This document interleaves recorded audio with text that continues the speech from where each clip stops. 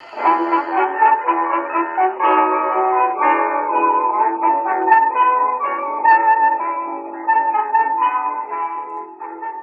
to another episode of Off the Menu. I'm your host, Vincent Franchini from Tumblr House, here with an illicit Charles Coulombe. Illicit. Yes. Illicit. Yes. You mean as in I'm forbidden? Yeah. I'm like a Tridentine Mass in St. Peter's Basilica. Sadly, yes. I'm like a priestly ordination according to the Roman Pontificale in a regular diocese. Yeah. I'm illicit like that. Yeah, I guess so. But I'm not illicit like a Curia Cardinals Grinder account. No, that's perfectly. I'm just asking. So there are layers of illicitity. Yes. So I get it. All right. Old liturgy, evil. Cardinalation, Grinder, good. Yes. I guess so. Okay. All right. Under the new regime, I have a suggestion to make. Okay. I think the problem for a lot of traditionalists today in the church, and this is borne out in the light of the Holy Father's Christmas gift to us all, I think what we basically got here is a failure of communication. Not too many traditionalists are in touch with, at least not in any deep or intimate way, with too many high-ranking cardinals in the Curia. So I suggest that every trad, man, woman, child, and pet, get themselves a Grinder account so they can be in direct communication with the leadership of the church. What?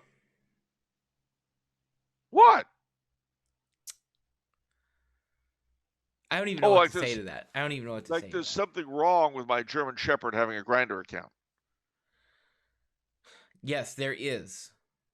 Well, how's he going to be able to bark at and make his needs for Purina dog chow known to Cardinal Parolin, or whichever person closest to Cardinal Parolin has a Grinder account?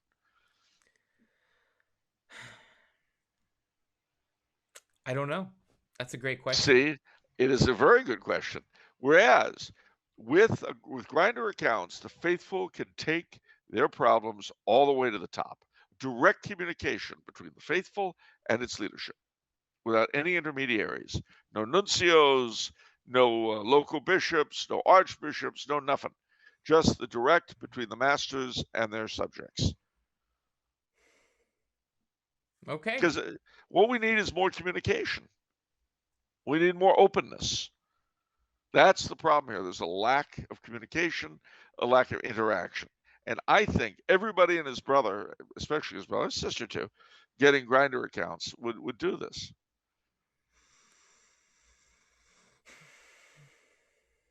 I don't even know what to say to this. Well, okay. What? Look, we have to accompany them. It's not up to us to judge. We have to accompany our leaders on their march of faith, on their personal pilgrimages. What?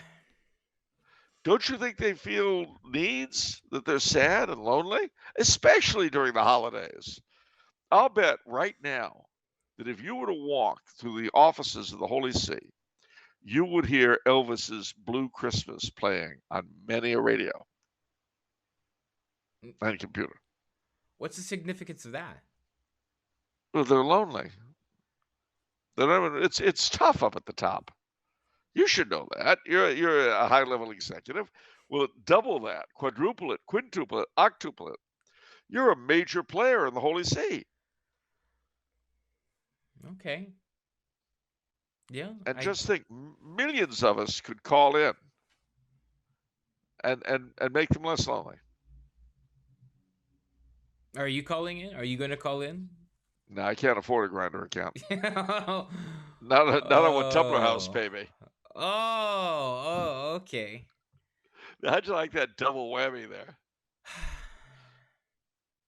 All right. Yeah, that was good, Charles. That was good.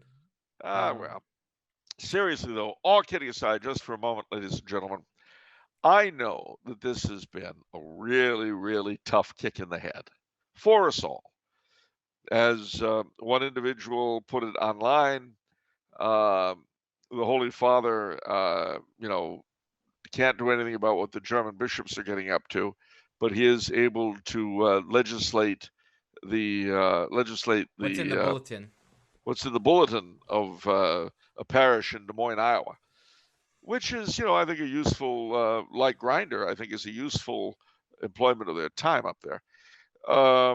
Another fellow, very amusingly, a priest, in fact, said that they're no longer going to advertise the Latin Mass at 10:30.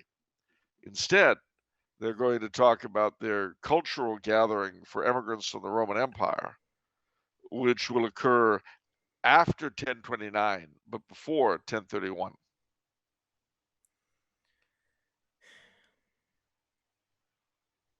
And in truth, I hope that a lot of bishops will see the ridiculousness of the whole thing and invoke Canon 87 to blow it out of the water. This really, again, all joking aside, this shows the level of pettiness and childishness, puerility, that is really breathtaking. Look, I understand my generation is the only one that ever grew old without ever growing up. I get it. But dumping this thing on us at Christmas and the whole tone of it being so, yeah, yeah, yeah, yeah, yeah, I'm in charge, you're not, ha ha. Well, honestly, it's like having a bunch of 12-year-olds making fun of you. You ever have that happen? And of course, when you're a grown up and you've got a 12-year-old making fun and you can't smack the kid, he's only 12.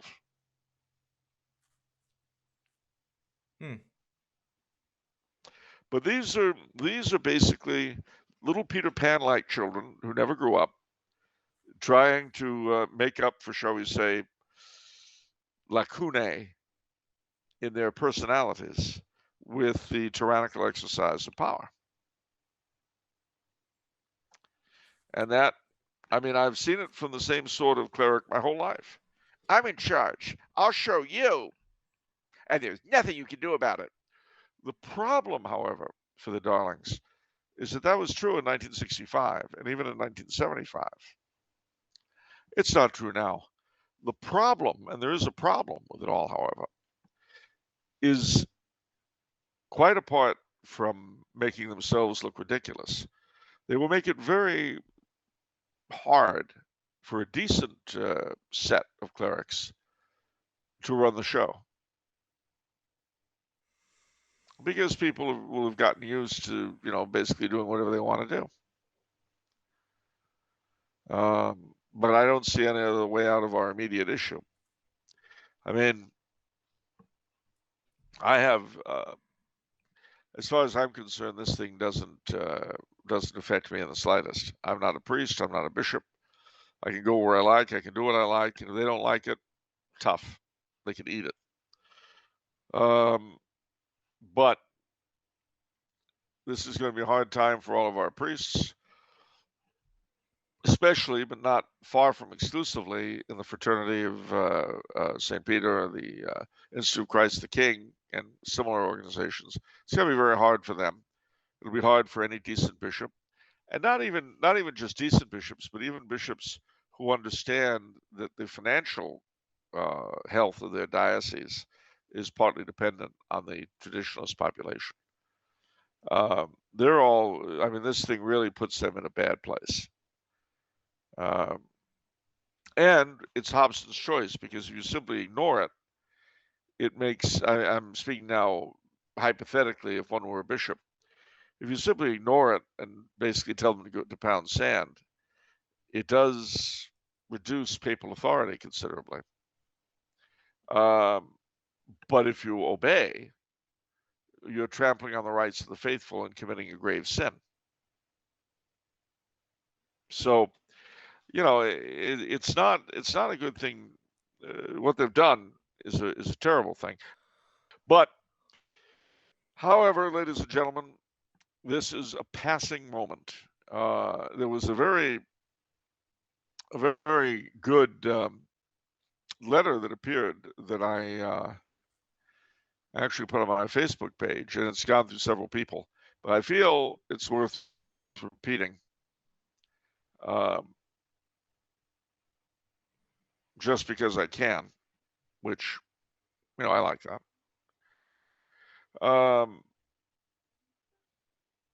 This is from a friend, but it's been passed out to several people, so I'm not quite sure who wrote it. But this is an interesting point.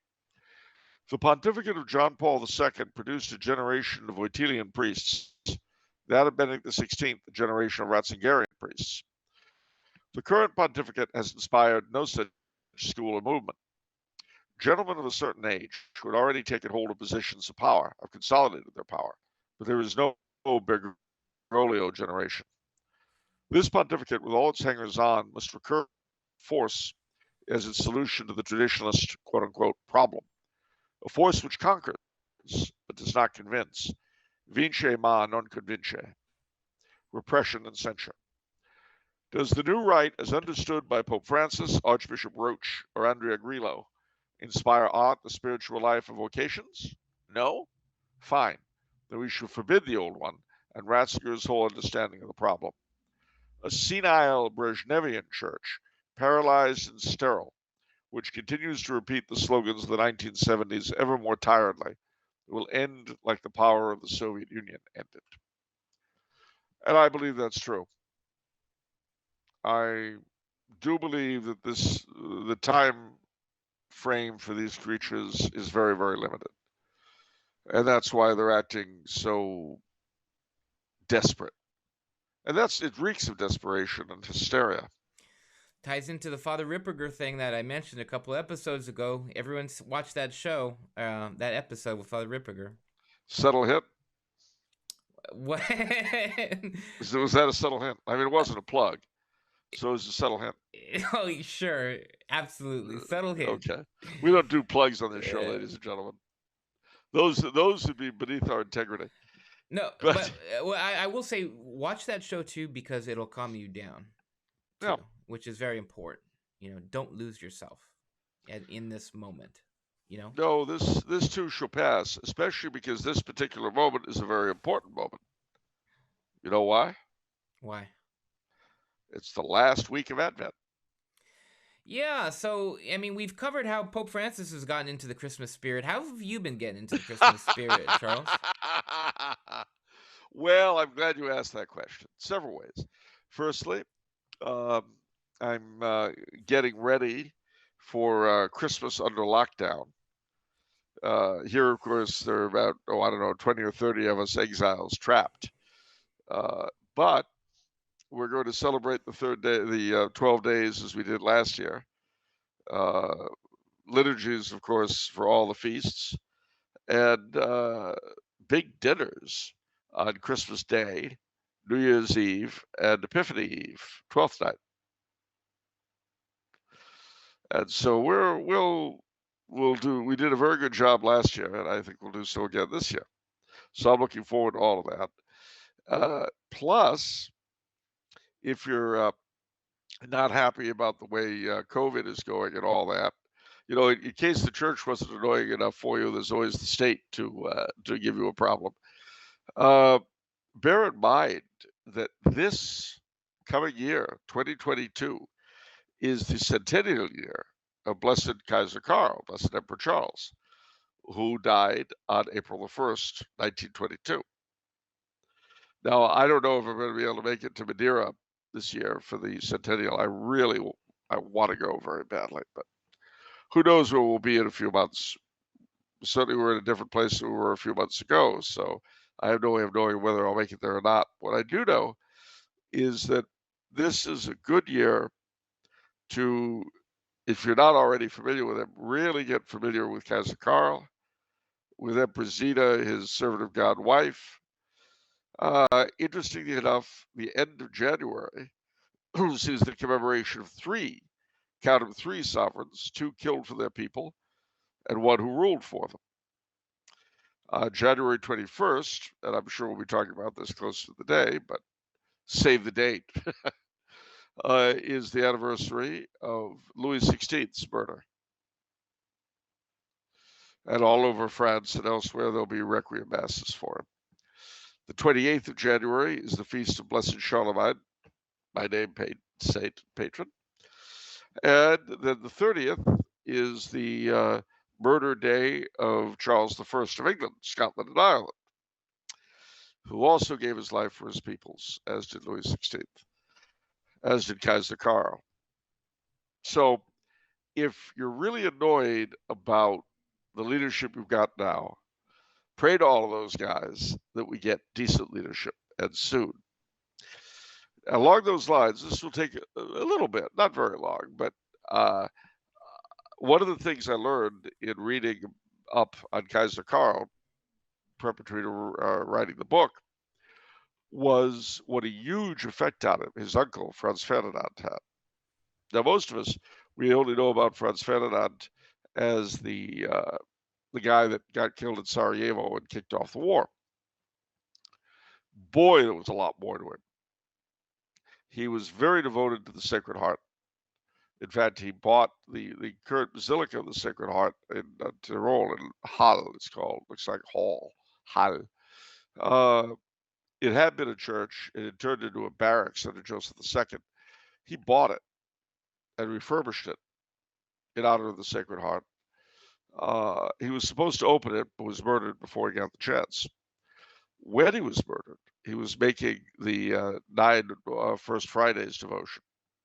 He was in the midst of it. And he died with the medal of the Sacred Heart around his neck. I didn't know any of that until I started doing the research on the book. Politically, he was a very savvy guy. He wanted to federalize the empire, and he wanted to loosen Austria's dependence on Germany and ally with Britain and Russia to keep France and Germany quiet and maintain the peace of Europe. So his not coming to the throne was a huge loss for Austria and Europe in general and the world, not just because it started the First War, but because he didn't do any of this stuff. But I bring all this up because online there is the complete account of his around the world tour in 1893, which I'd never seen until yesterday. What was fascinating was his remarks on the United States when he finished the American leg of the tour. He was in New York, and I'm going to read it because he was far from unsympathetic to America. But he made a lot of observations that are really worth considering. This is Franz Ferdinand speaking now, not me. Contrary to my original intentions, I was not allowed to properly travel through the United States, but rather had to limit myself to speeding through this enormous area. Therefore, I was not able to impressions gained from the depths, but could only collect them on the surface of the phenomenon. But just as the rising and bubbling geysers reveal the mysterious forces infer the underlying reasons and causes for the symptoms that emerge.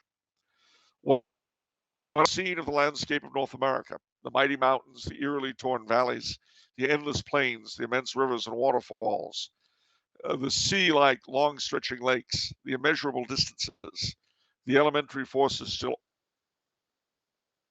on Earth. All of this bears the admission of greatness. But that is not a greatness enveloped and transfigured by which nature touches the human heart. It is rather that self-confidence of invincibility, greatness paired with marginal force, which confronts us here, and which is ready to defend the inexhaustible wealth of all kinds, stored in the bosom of the earth from the greedily reaching hand.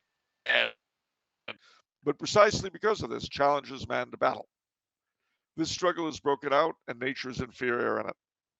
The giant Goliath has been prostrated at the feet of weak David. If anywhere a man has grown with his higher purposes, he has grown in the United States.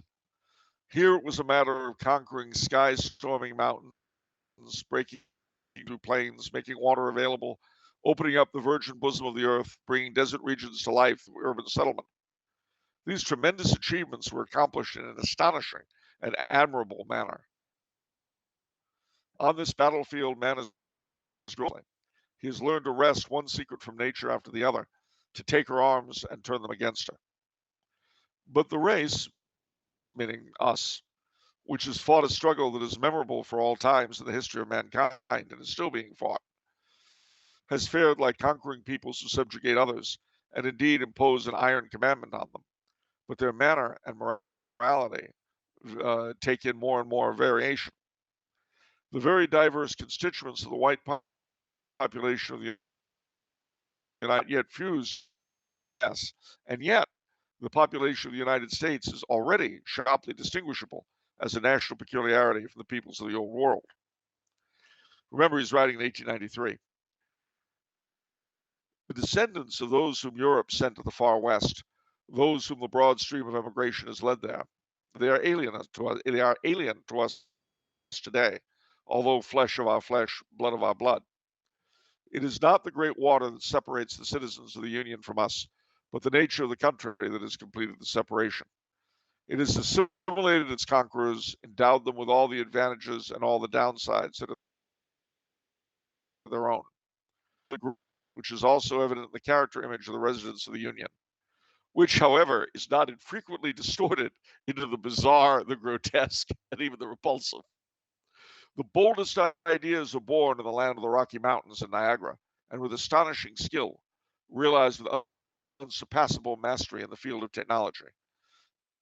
Heroic enterprising spirit, often enough paired with ruthlessness, always breaks new paths, leads to the acquisition of colossal fortunes, although not infrequently, over thousands of ruined existences, and not without morality having to mournfully stand by.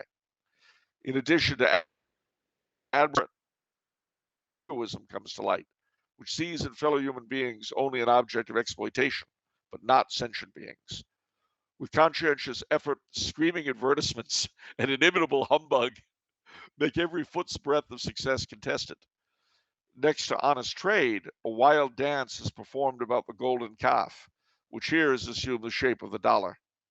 Serious pursuit to create and maintain orderly public conditions is all too often compensated for by corruption that prevails in the relevant circles, which sometimes seizes the judiciary itself, so that in place of assured legal aid, self-help of the crudest form occurs. In all the phenomena which express the character of the people of the United States, I repeat, a disposition for the great is a prominent feature, who, even if the various manifestations of the same are sometimes repulsive, always remain interesting. It is the citizen of the Union. It is in the citizen of the Union the approach to the larger than life, to the superhuman, which the surrounding nature has inoculated into him. But just as the latter lacks the magic of poetic transfiguration, meaning nature, so man lacks the intimate charm of personality, the warmth of being. They gave me the impression of cold individualities because I miss the kindness of the heart and the coziness of the mind, qualities that make people sympathetic to us no matter how much else we have, not to deny them our recognition, perhaps also admiration. The civilized peoples of the old world are not afflicted by sentimentality. They also had to learn the struggle for existence. But heart and mind, especially in the beloved homeland, meaning Austria-Hungary, have not only not suffered from this, but have remained equal, mitigating beneficial factors alongside the thinking mind, alongside the determined will. End of quote. So that was really something. I'll say. He, I think he really understood us. And it's interesting when you consider how hard he had a huge effect on Kaiser Karl. And one of the big things in Kaiser Karl's mind when he became emperor was to keep the United States out of the war. Hmm. Unfortunately, the Germans did not listen to him.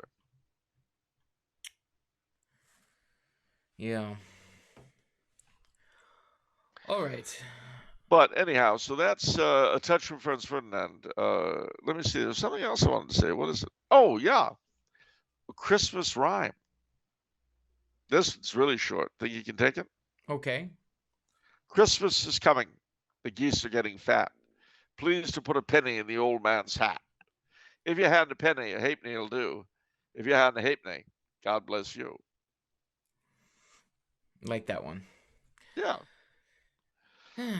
Did you want me to sing something from, I don't know, Cliff Richard's and the Shadows? Like Young Ones? No? No, that's okay. That's on offer. That's okay. It's fine. I'm dreaming of a white Kwanzaa. All right, moving on. Heretics roasting on an open fire. What? These are holiday songs. Have you has there been, before we go on, one question. Has the usual war between holiday and Christmas gone on in my absence? I guess so.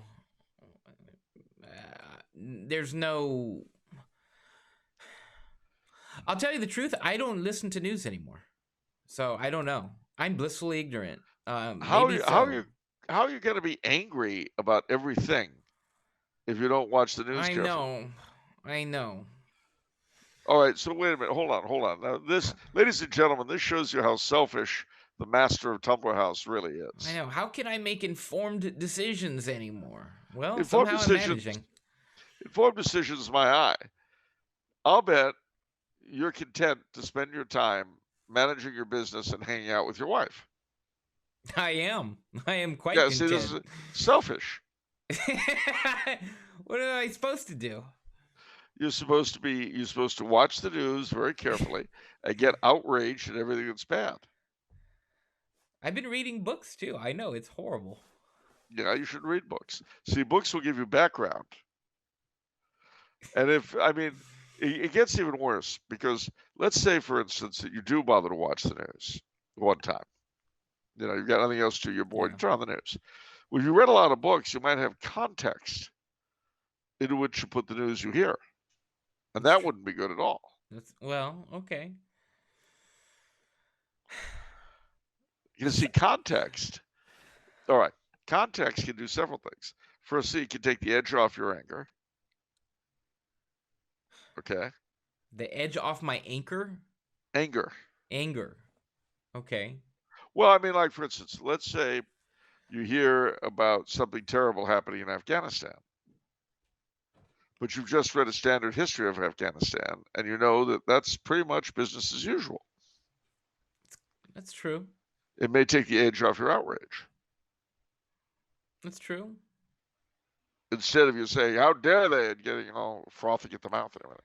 That's true. So what you're saying is knowledge can inhibit anger. Yeah, it can. Well, more than just anger, it can inhibit outrage. Oh, right. Of course. See, anger isn't enough. You need outrage. It's true. Let me give you an example. Let's say at this Christmas, or, forget Christmas, the day after Christmas, when you've got the big company Christmas party on the 26th. All right. Yes, I know it's going to be this year. It's the 26th. And people are going to wonder why. But Tumbler House has always had the Christmas party after Christmas. I won't tell you why. So you get all the employees there. Everybody's, they're out in the back lot behind the tower. They're all partying and all that. And then the various fowl are served and we're all sitting at the different benches. Those of us, of course, who get to sit at your table are being, obviously more favored than the peons. Okay, so we're all sitting there. You sit down. You lead us in grace the way you did every year. And then you say, ladies and gentlemen, before we take a bite of this delicious turkey or goose or whatever it happens to be that year, let's reflect for a minute on just how awful things are. Wow. That's very true. Yeah, and you might not be tempted to do that if you've got context. You might say, hey, this is Christmas. I'm sitting down with my employees. It's one of the few times of the year that we act like a family. I think the best thing to do is to spoil it with the latest crap off the internet. That's very true. Or better, or even better than that. Before we start, ladies and gentlemen, I want you to hear this Twitter. I know. That kind of stuff seeps into And conversations more. You've never done it, though. Not once in all those years did you ever pull out your smartphone and say, before we start. Yeah, I've never done that. No. And I've had, I wanted to reprimand you about that in the past, but it always slips my mind. So I figure I'll do it now. Consider yourself reprimanded. Consider myself reprimanded. Okay. Slap on the wrist, just like well, a lot of bad people nowadays. Yeah, a lot of bad people deserve a little bit more. All right. The defunding the police seems to have ground to a halt everywhere. Have you noticed? In all the defund the police places, the crime rate has gotten sky high, and for some reason, nobody wants to push it any further. That's weird. I don't know what's going on. Yeah, I think so. I think they should stick to their principles. I think they should continue. Should. Yeah. Why change? Yes. And if they all get shot dead, well, what price? Integrity. Integrity. Yes. Do we have any memes of production? No memes of production. I'm sorry about that. No memes of production today. So straight to the questions. Would you rather? Well, I'll ask you a question. Would you rather have a cup of coffee or a nice hot cup of green tea?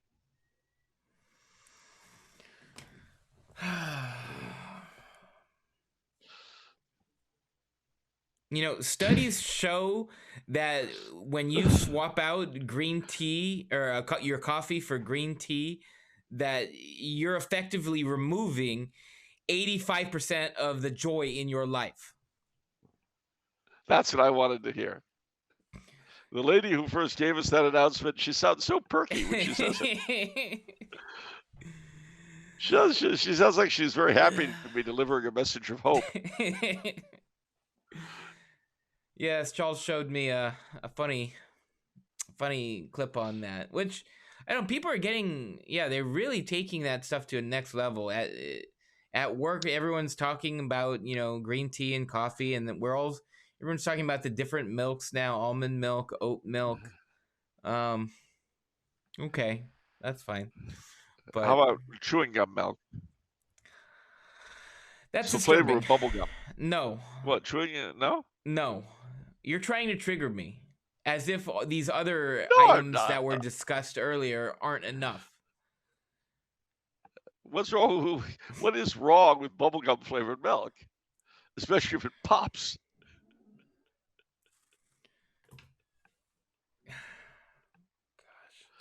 But it sounds to me like some of your people are claiming to be lactose intolerant, is what it is.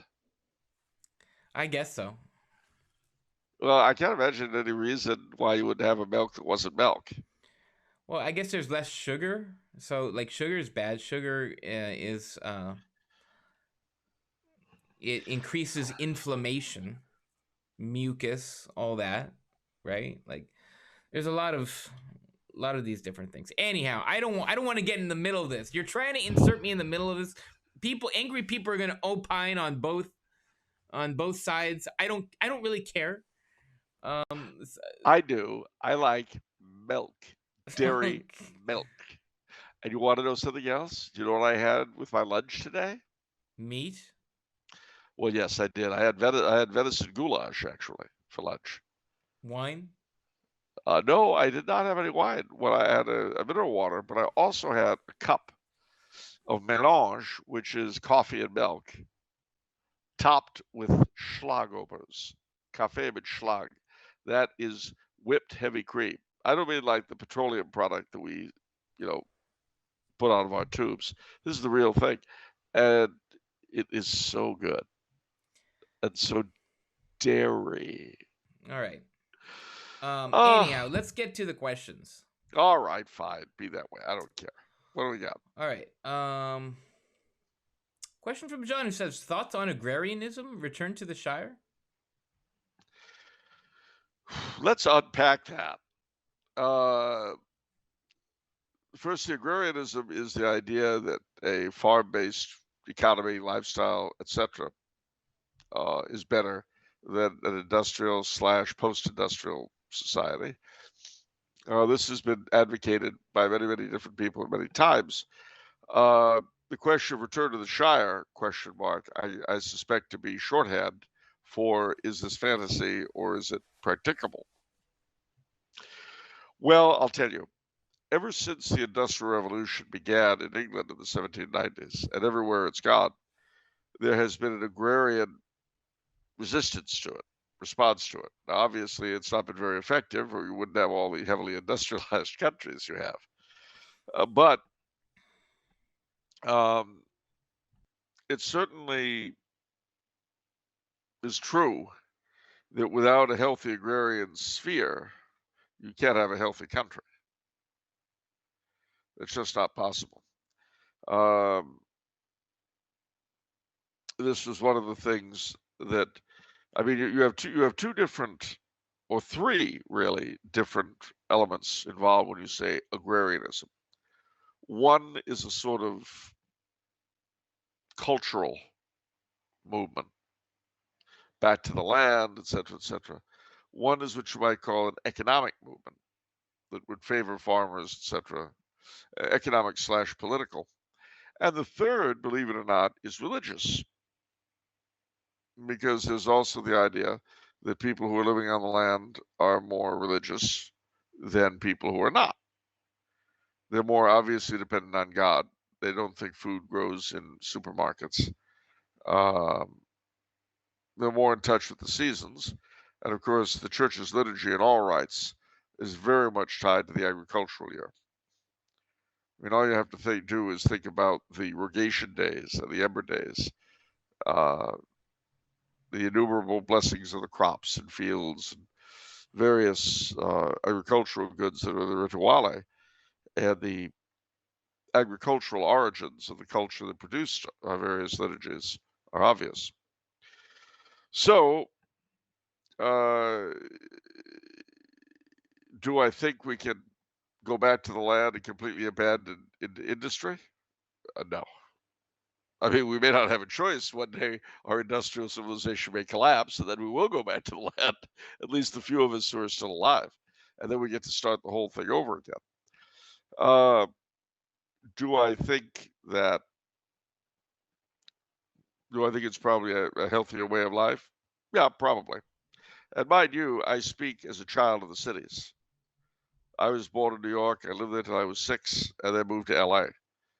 You know, the closest I've gotten to living in a small town, well, other than my 2 years in Roswell, New Mexico, and that, of course, was post-industrial, even post-planetary, given that most of our things were sent to us from the mothership, being in Roswell, is here in Trumau. You know, we make a big deal about slow foods, farm to market, seasonal eating. This has become a big deal recently. And usually it's very expensive. Yes. No, if something's not in season, you don't eat it. You don't get it. Everything is farm to table. It's just the way it is.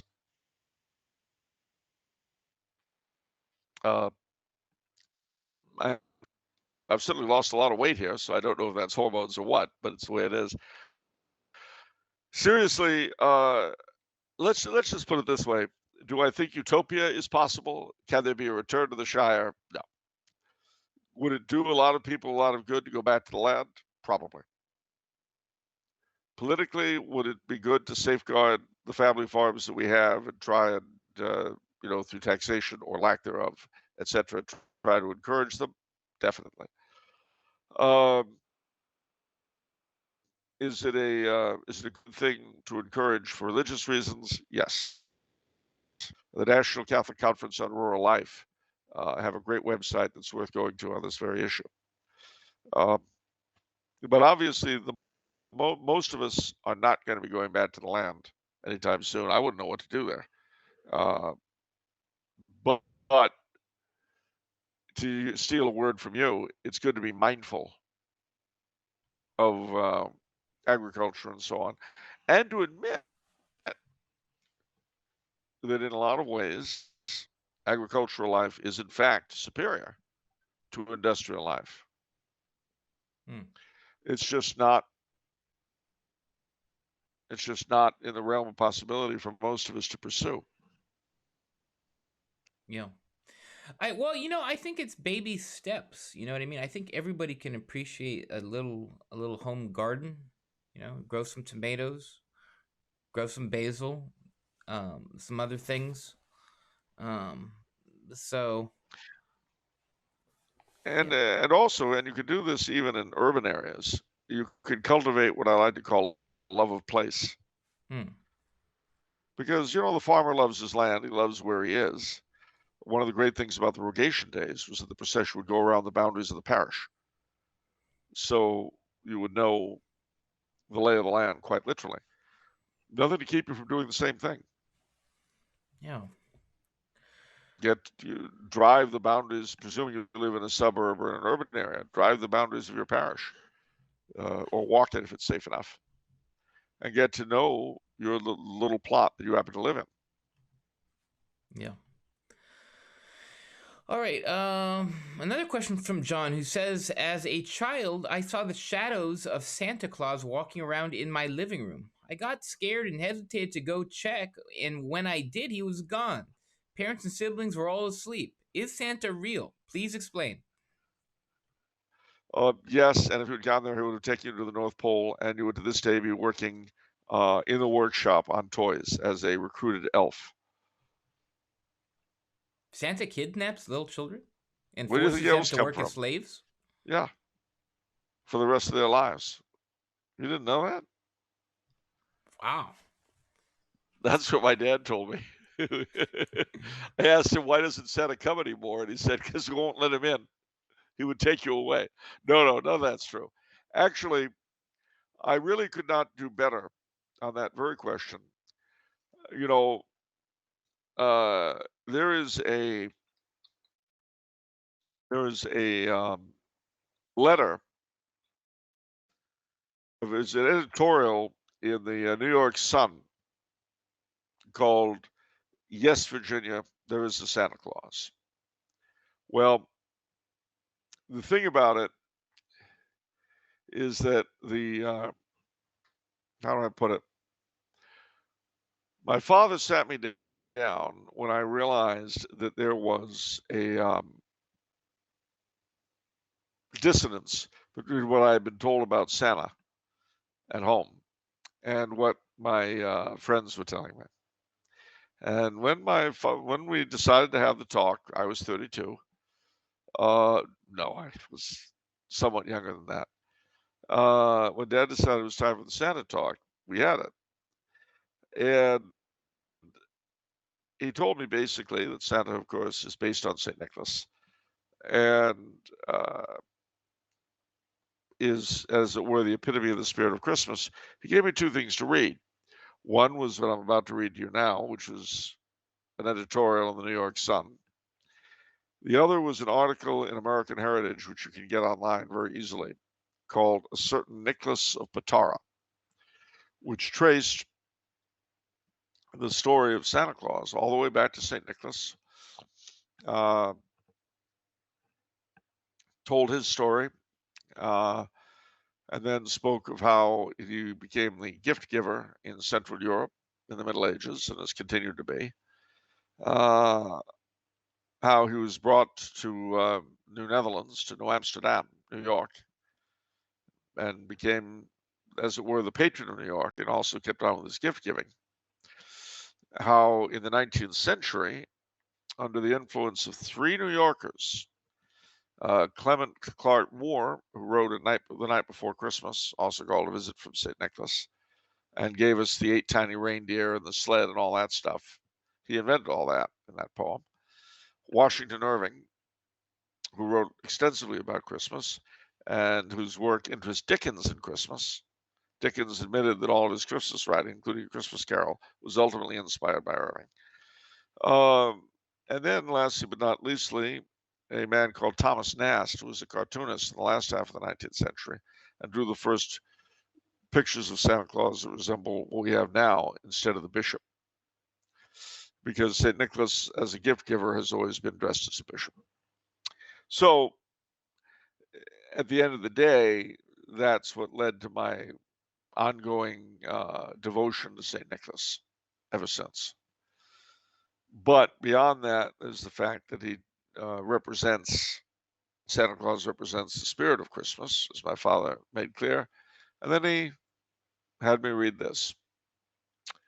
This is from the New York Sun, September 21st, 1897. Is there a Santa Claus?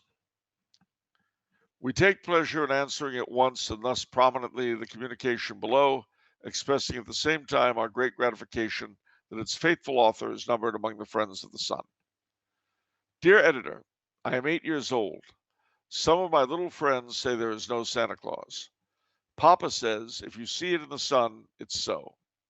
Please tell me the truth. Is there a Santa Claus? Virginia O'Hanlon, 115 West 95th Street. Virginia, your little friends are wrong. They have been affected by the skepticism of a skeptical age. They do not believe except they see. They think that nothing can be which is not comprehensible by their little minds. All minds, Virginia, whether they be men's or children's, are little. In this great universe of ours, man is a mere insect, an ant in his intellect, as compared with the boundless world about him, as measured by the intelligence capable of grasping the whole of truth and knowledge. Yes, Virginia, there is a Santa Claus. He exists as certainly as love and generosity and devotion exist, and you know that they abound and give to your life its highest beauty and joy. Alas, how dreary would the world be if there were no Santa Claus. It would be as dreary as if there were no Virginias. There would be no childlike faith then, no poetry, no romance, to make tolerable this existence. We should have no enjoyment except in sense and sight. The eternal light with which childhood fills the world would be extinguished. Not believe in Santa Claus. You might as well not believe in fairies. You might get your papa to hire men to watch in all the chimneys on Christmas Eve to catch Santa Claus. But even if they did not see Santa Claus coming down, what would that prove? Nobody sees Santa Claus, but that is no sign that there is no Santa Claus. The most real things in the world are those that neither children nor men can see. Did you ever see fairies dancing on the lawn? Of course not. But that's no proof that they're not there. Nobody can conceive or imagine all the wonders that are unseen and unseeable in the world. You may tear apart the baby's rattle and see what makes the noise inside. But there is a veil covering the unseen world which not the strongest man, nor even the united strength of all the strongest men that ever lived, could tear apart. Only faith, fancy, poetry, love, romance can push aside that curtain and view and picture the supernal beauty and glory beyond. Is it all real? Ah, Virginia, in all this world there is nothing else real and abiding. No Santa Claus? Thank God, he lives and he lives forever. 1,000 years from now, Virginia, nay, 10 times 10,000 years from now, he will continue to make glad the heart of childhood. So, that is not what I would call a deep doctrinal statement of religious truth, but it certainly is a great call for the imagination. And I think that my father's combination of the actual history of St. Nicholas and the growth of Santa Claus per se, plus that little screed, that settled my childish fears and horrors and hatreds. That's a good one. Yeah. And you realize that as a New Yorker, of course, I have to love St. Nicholas because he's our patron saint. But you're part Barese. Yeah. As Yeah, he's in Bari. So you have to love him. You don't have a choice. Got you there. Not only that, you're the son of a New Yorker. That's right. Your dad was doubly stuck, and the whole clan, after they got over here from Italia, from the old country, they were all stuck having to love St. Nicholas for two reasons. Yeah, two different ones, berets and from New York. Yeah. As your great uncle said, anybody has a problem with Santa Claus, let him come see me. I'll help him out with his problems. I said, well, I don't know about that, Don Giovanni. I don't worry about it. I'll settle the issue. It won't be a problem anymore. Don't be troubled by it. That was his version of the talk. It was different from my father's. Who's been telling you these lies, kid? No, St. Nicholas. You tell him, come to me and tell me that. We'll find out if he leaves here on his own power. All right, question from James, who says, what do you think of the writing style of narrative history as practiced by the likes of Tom Holland or G.J. Meyer? If you enjoy that style, who are some of your favorite native historians, and what books of that style would you recommend your readership? Well, I guess I have to like it because I suppose I'm a narrative historian myself. So, what is narrative history? It's writing history as though it were a story to engage the reader in it. And I think probably the best narrative historian I know of was Belloc, without a doubt. Well, what about as practiced by the likes of Tom Holland and G.J. Meyer? I'm really not familiar with their work, so I can't tell you how they do it. Okay. But the genre of narrative history, as I say, I practice myself. So. All right, a bunch of questions from Connor, who says, a Merry Christmas to you, Mr. Frankeneezer Scrooge, and to your poor clerk, Charles Cratchit. Wow. Mr. Frankeneezer, may I put another coal on the fire? No. Coal costs money. All right. I hope the spirits of the 13th floor show you how to keep free shipping and handling in your heart the whole year. Wow. And may CODs someday be accepted. I love to see the little children and their voices caroling. Void were prohibited. The standby operators getting Christmas Eve off. All right, you can decide who best fits, but I imagine Christmas Past as Officer Clancy, Christmas Present as Tyrone, and your bathtub carp as the ghost of Christmas yet to come. Not sure about Jacob Marley, though. Well, actually, that makes a lot of sense. The carp doesn't say anything. That's true, actually. Wow. So, and then, yeah, I can see Officer Clancy as, well, now here it is. When you were 8 years old, my lad, you remember? And you were picking pockets there during the Christmas parade.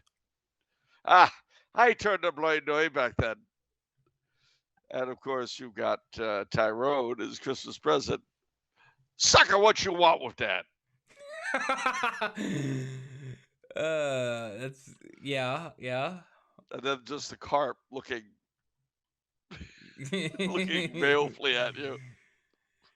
Is this my future? Lying in the tub? Also, I told you our Slovaks here have had a real problem this Christmas. Go on. Well, all we have here is showers. No place for the carp. It's very hard. Oh, the poor carp. The poor Slovaks. I mean, you know what it's like for them Christmas Eve without carp? It must be horrible. It's very, very upsetting for them. All right. Connor also says, also make sure to buy Charles's family the prize turkey in the window. Anyways, I bring the gift of questions. You mean the big prize turkey, the one as big as me? Gentlemen, which of the renditions of A Christmas Carol is your favorite, and why is it Alistair Sims's? Well, it's not. Gosh. I like Alistair Sim, and I like his version, but it's not my favorite. My favorite is, drum roll please, 1937 with Reginald Owen. Wow. Oh my. That's just because that's what was on the TV in Hollywood in the 1960s. But I love it. I think the three I've seen, I think I saw the one with George C. Scott, which I remember being pretty good. I mean, that's an obvious home run for Scrooge, right? Like George C. Scott, come on. I think I saw one with Patrick Stewart. I think he did one. Yes. And then but my favorite is the one with Michael Caine and the Muppets. That was my favorite one. More than Mr. Magoo? What's Mr. Magoo? Well, I mean, like I know Mr. Magoo, but like, what do you mean? Well, he did a Mr. Magoo Christmas Carol. Oh, with Mr. Magoo as Scrooge. I gotta see that. That's Yeah, probably fun. look it up. I'm sure it's there. Yeah. Charles, I've got Georgia on my mind. Not the state, the country. Over several years, I've developed a fascination with the history of the Kingdom of Georgia and with the Bagrationi dynasty. Would you please discuss what you know about these, as well as anything about its history, its people, its culture and religion, and finally, any book recommendations on the aforementioned? Well, the Bagrationi are one of the oldest dynasties in the world, going back to a general of Alexander the Great's. So they've been around a little while. And they were the kings of Georgia, and before Georgia became Christian in the 300s and after. And then when Georgia broke up into various principalities, there were princes of them. It's interesting that they're still around today. There's a Georgian monarchist movement that's actually backed by the Georgian Orthodox Church, which is a Byzantine, in communion with Rome, with Constantinople and Moscow, and they were in communion with each other. I don't know which side it took, but the Georgians have their own alphabet. They live up in the Caucasus Mountains. Stalin was a Georgian, sadly, but an interesting people. The royal family died out in all but two lines, and the last male heir of the one and the heiress of the other married about 5 or 10 years ago. They divorced not too long after that, but they produced an heir, and the boy is the heir to both sides that was somewhat remote of the dynasty. So please God, he'll one day be the king of Georgia. All right. On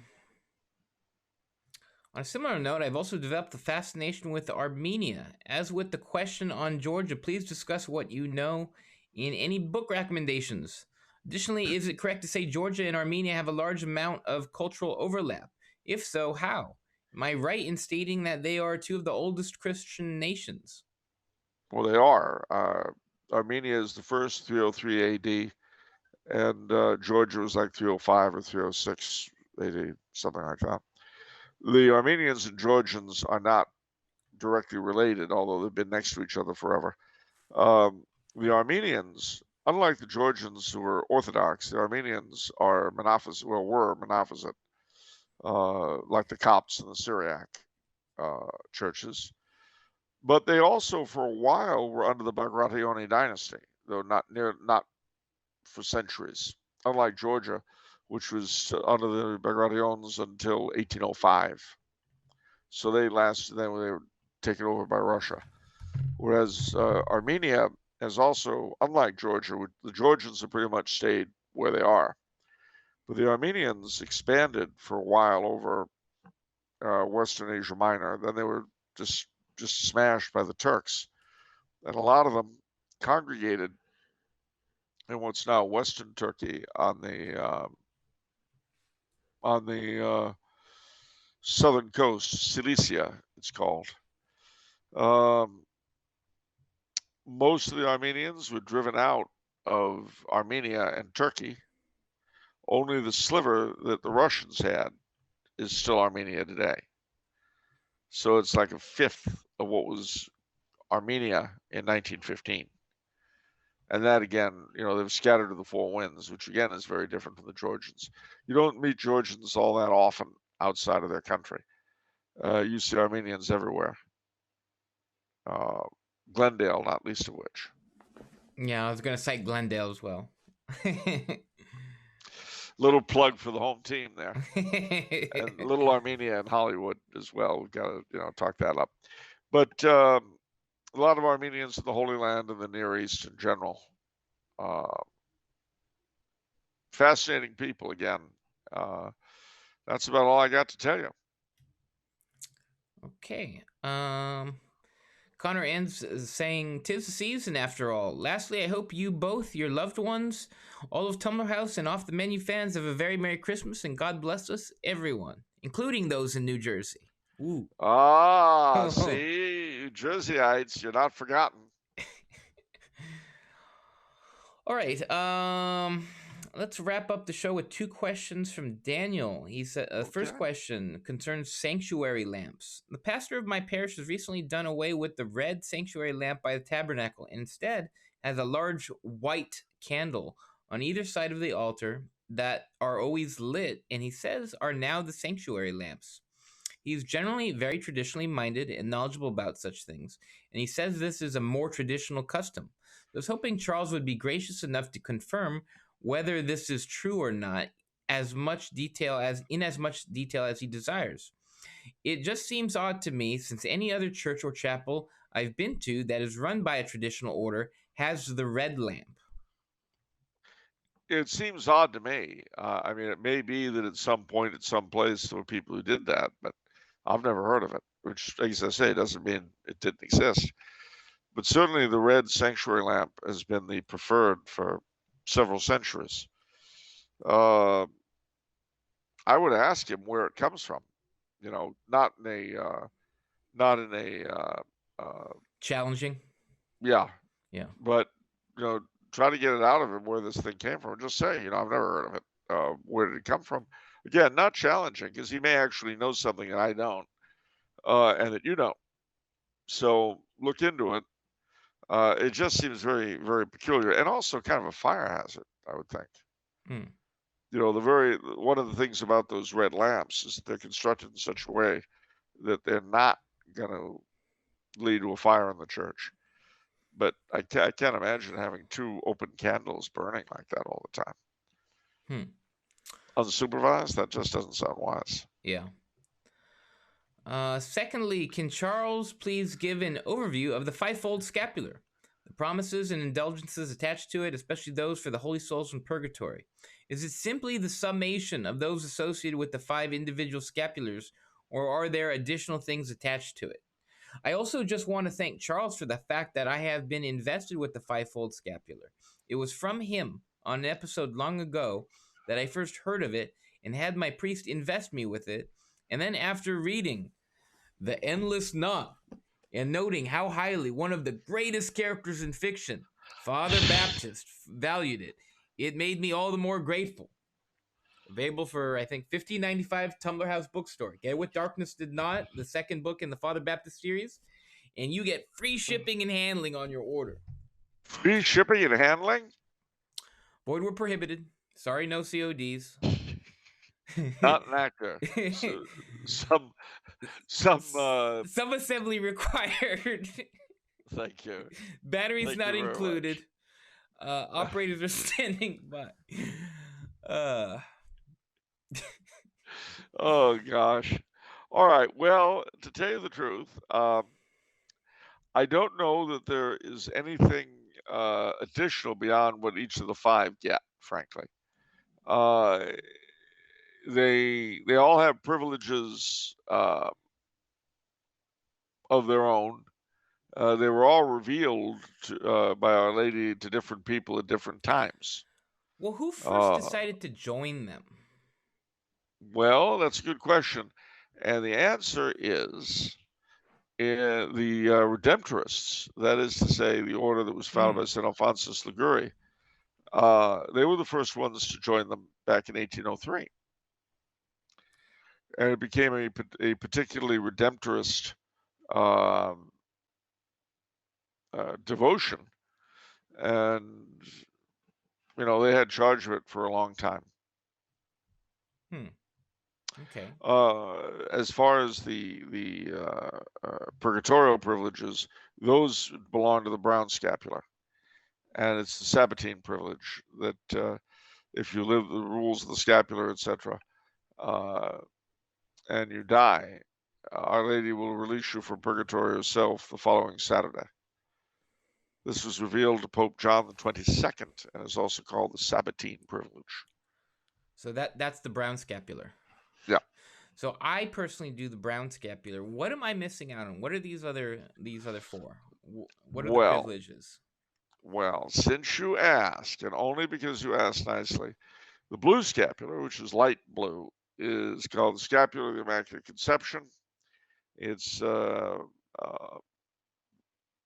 Theatine order are the ones who sponsor it. And one of their nuns had a vision of the Virgin Mary, who told her, because they honor the Immaculate Conception, so it's also called the Scapular of the Immaculate Conception. This happened before it was defined. So anyhow, the Virgin promised this nun that whoever wore the blue scapular would be under a special protection and receive special graces through her maternal intercession. The black scapular comes from the Servites. It was revealed to Pope Alexander IV. After he approved the Servite order, Our Lady of Sorrows promised that whoever meditated on her seven sorrows would get her special protection at the hour of death. The red scapular was revealed to in 1846 by our Lord to a nun who is a daughter of charity. And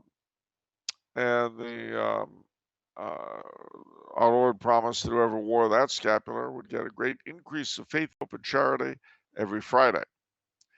And lastly, the white scapular is the Trinitarian order that they give it out. Their founder, St. John of Matha, at his first Mass, he had a vision of Christ. And the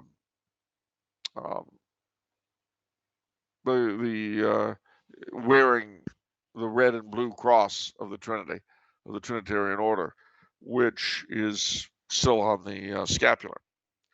And that their special charism was both devotion to the cross and the liberation of captives. So what the Trinitarians would do is, like the Mercedarians, who are a similar order, at the same time, they would offer themselves in place of captives in Muslim hands who had no money. Wow. So in other words, you've been captured by the Muslims, they're doing funny things to you, and you don't have anyone back home to ransom you, or if you do, they don't have any money to ransom you with. So the Mercedarians and the Trinitarians, one of their brothers takes your place so you can come home. I see.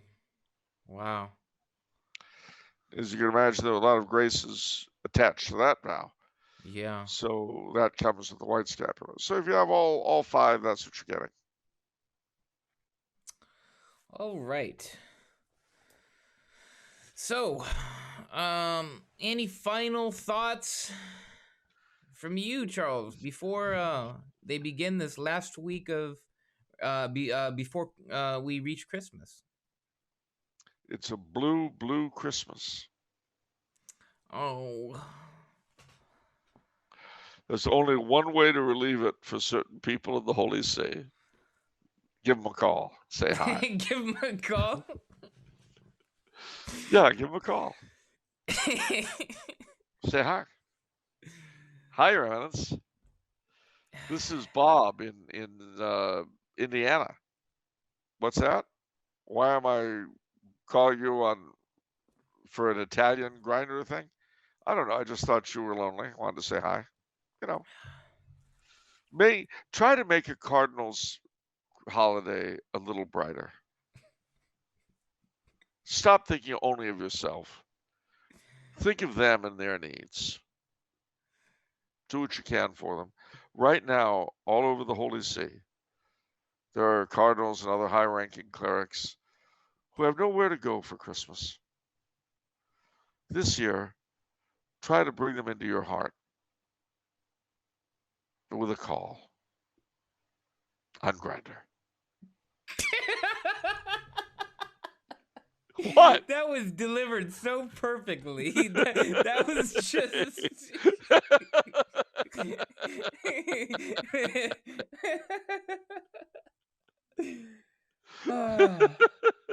Actually, all kidding aside, ladies and gentlemen, and Grindr aside as well. You know, I only found out about that because the guy prowling in your garden. Yeah. I had never heard of it, and actually, if it hadn't been for that, and then this priest getting outed, I still wouldn't have heard of it. It's, I guess you could say it's for kind of a niche audience, so to speak. Yeah. Anyhow, all kidding aside, ladies and gentlemen, to the best of our ability, while you might not want to call these people at Christmas, certainly pray for the Holy Father and his minions and drones and dronettes over Christmas, that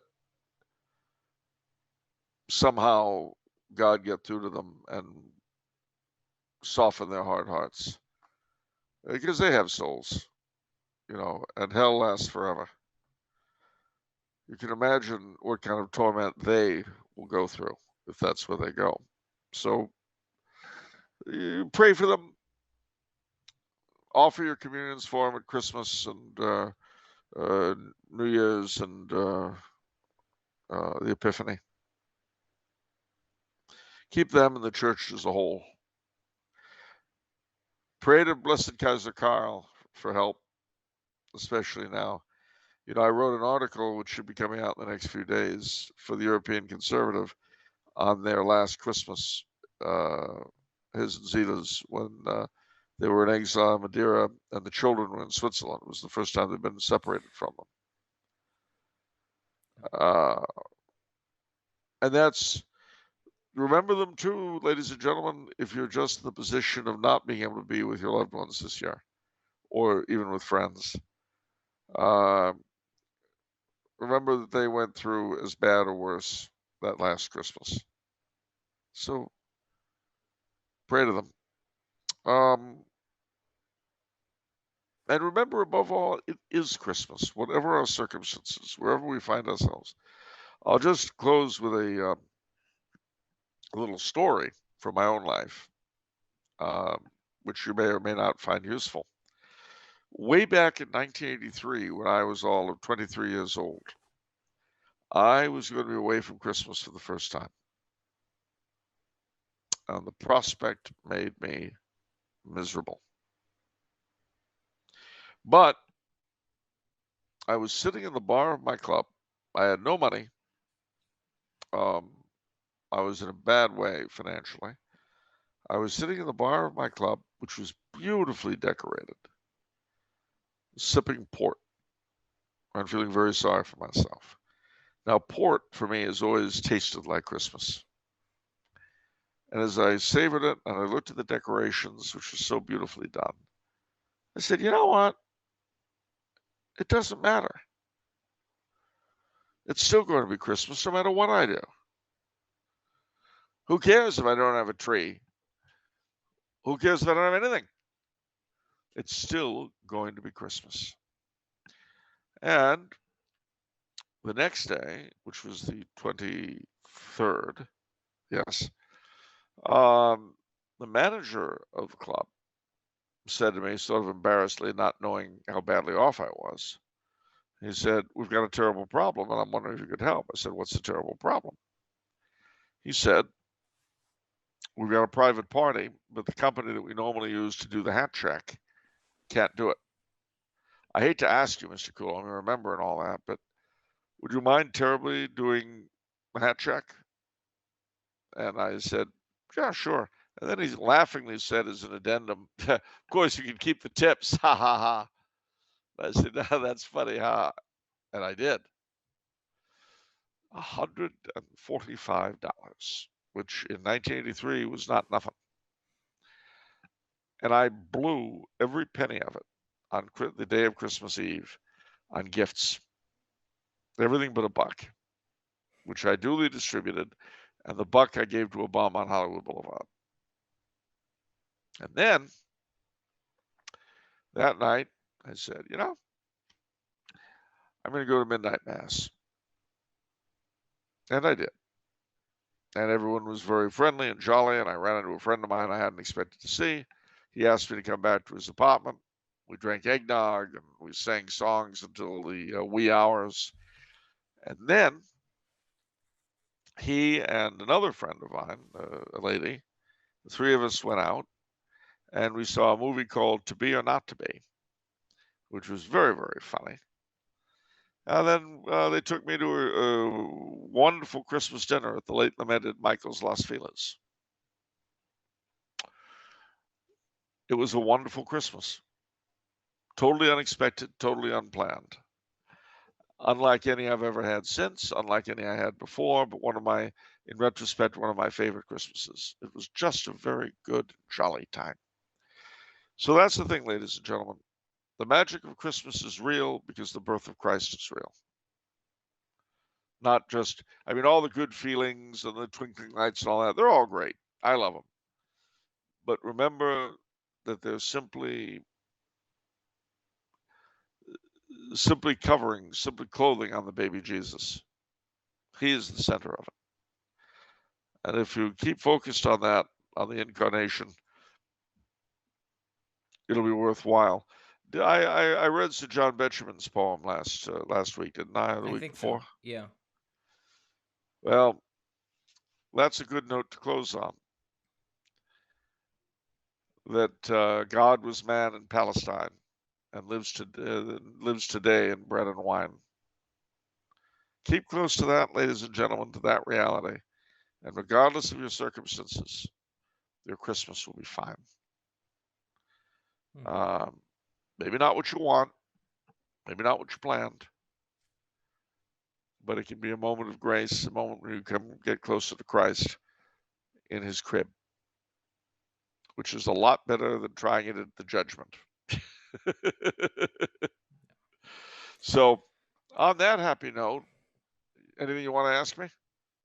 Remember, if it's Monday, it's off the menu. But and the soul you save may be your own. Short-circuited the whole process. Sorry. You know what? That was illicit. I'm in charge. What you say is ultra vires.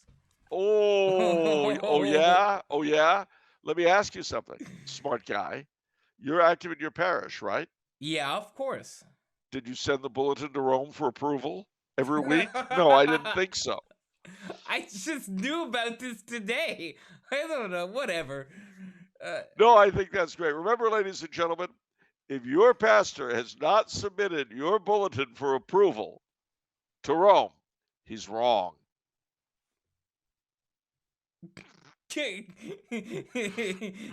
Merry Christmas, ladies and gentlemen. Because I guess the next time they'll see us will be after Christmas. Yeah. Yes. So do have a Merry Christmas, a Happy New Year, although this isn't the Christmas show per se. Yeah. But we'll see you during Christmastide, during the 12 days. God bless and good night.